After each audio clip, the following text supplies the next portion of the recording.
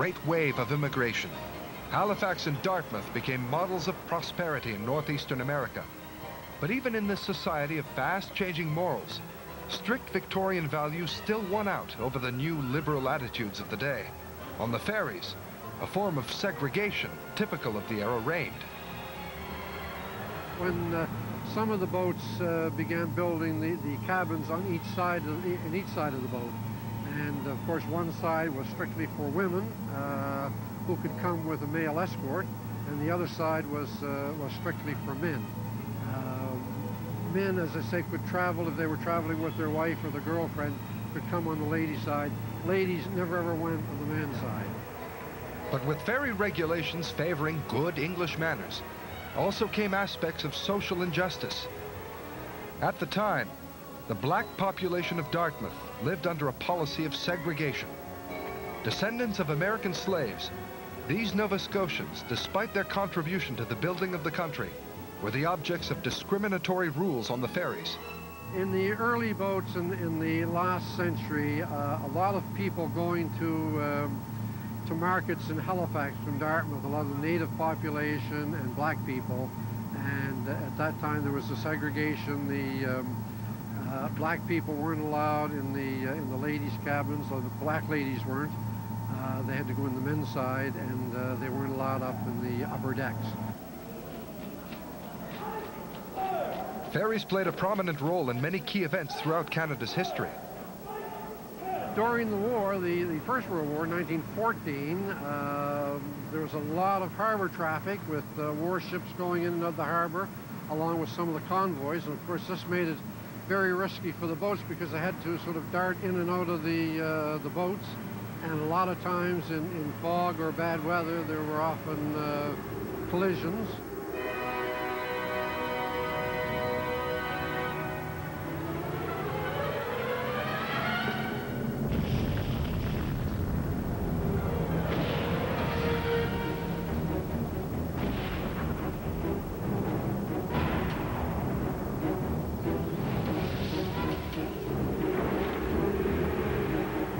Of December 6, 1917, a collision between two vessels, one a fully loaded munitions ship, caused a spectacular explosion in Halifax, destroying a quarter of the city and changing its face forever.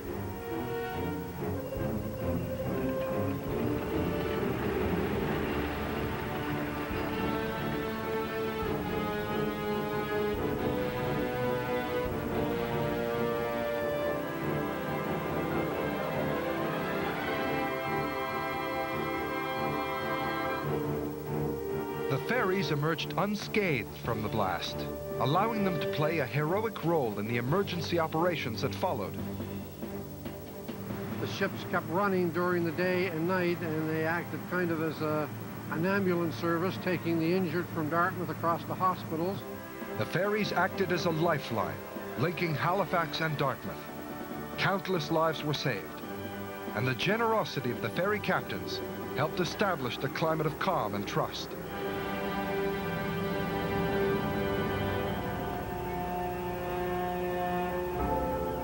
Oddly enough, during the Second World War, ferries played quite the opposite role.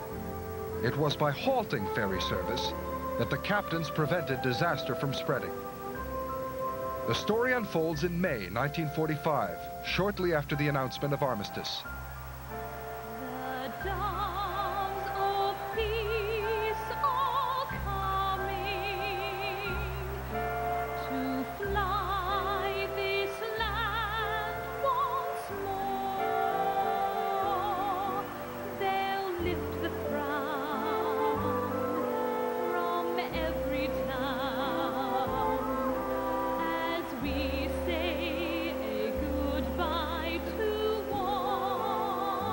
Freshly demobilized sailors and soldiers swarmed through the city of Halifax, intent on celebrating war's end. Many jubilant civilians joined them. But gradually, the atmosphere turned from joy and enthusiasm to dangerous exuberance. When the war ended on May the 7th, 1945, that was the final day of the war. The next day, VE Day, was May the 8th.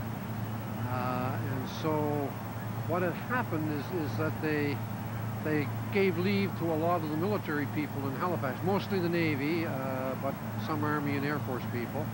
And of course, what the civilian population did was closed everything down. The restaurants were closed, the liquor stores and so on. And so there were no places for the sailors to drink. So they rioted. They broke into the liquor stores and the breweries in Halifax and took the liquor. Within a few hours, many of them were intoxicated. When they ran out of drinks in Halifax, then they came on the ferry boat to Dartmouth, and the liquor store then was just up here on the waterfront, so it was just a short distance to go up to to break into that and to cart the liquor away. And then they were still drunk, so then they came back down along the main street in Portland and they broke that up. But the one or two boatloads did get over, but before too many got on, the police chief decided that they would halt the ferry system, and so that kept a lot of the if they hadn't have done that, the rioting probably would have been a great deal worse than what it was. But a lot of them did get over, but they had to stop the boats. That was one of only a few occasions when service on the Halifax Dartmouth Ferry was interrupted. Until that historic day, only ice in the previous century and a few hurricanes had managed to halt the crossings. The Halifax Dartmouth Ferry is renowned for the regularity of its service. The reign of ferries lasted nearly 400 years before competition from bridges rendered them less essential. It was only after the mid-19th century that the banks of Canada's great waterways were permanently linked. The first bridge to span the St. Lawrence between downtown Montreal and the South Shore was the Victoria Bridge, opened in 1860.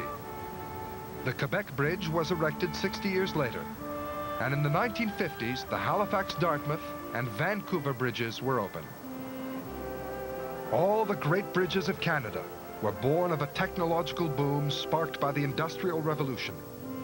The arrival of cars and planes in the early 20th century relegated many of Canada's ferries to the history books. Times have changed, but not all ferries are doomed to disappear. Some of Canada's ferries are just as important today as they were in the country's early days. Those that connect islands to the mainland, in the St. Lawrence and on the Pacific Ocean, are continuing the proud tradition of Canadian ferries.